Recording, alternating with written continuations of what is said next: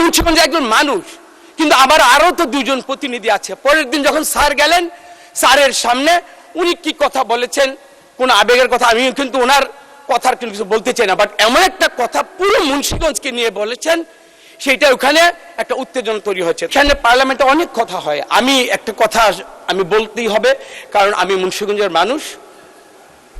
পরশুদিন আমাদের মহাসচিব স্যার মুন্সিগঞ্জে গিয়েছিলেন। এর আগের দিন আমার বিরোধী দলের নেতা উনি ওই দিন গিয়েছিলেন। তো আমাদের শারমিন সমাজ কল্যাণ প্রতিমন্ত্রী, আমরা সার্কিট হাউসে ছিলাম। আমরা বরাবরই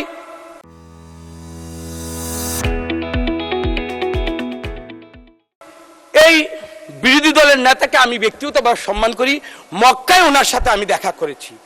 আর মুন্সিগঞ্জের রাজনীতিতে সবসময় আমরা দেখেন এই যে জামাতে ইসলামের প্রোগ্রামেও কিন্তু আমাকে চিফ গেস্ট হিসাবে দাওয়াত দিয়ে আমাকে নিয়ে গিয়েছে। মাওলানা মামুনুল হক উনিও আমাকে ওনার মিটিংয়ে আমাকে দাওয়াত দিয়ে আমার সম্পর্কে 2 মিনিট প্রশংসা করে। এই যে দেখেন আপনাদের 11 দলীয় জোটের যে নূর হোসেন নুরানি আমাকে নির্বাচনের পূর্বে আমার বাসায় গিয়ে আমাকে মাথায় হাত দিয়ে আশীর্বাদ করে এসেছে। মানে আমাদের মুন্সিগঞ্জের সম্পর্কটা এমন। আর আতিথেয়তায় আমরা কিন্তু খুব অভ্যস্ত। মুন্সিগঞ্জের আতিথেয়তা সম্পর্কে জানেন, শারমিন আপা সহকারে আমরা জামাত ইসলামের ওই সাইটের হতে বললাম আমাদের আমির জামাতে কখন আসবেন, উনি বলবেন যে আরো সময় লাগবে। তখন বললাম যে আমাদের সালামটা উনি দিয়েন।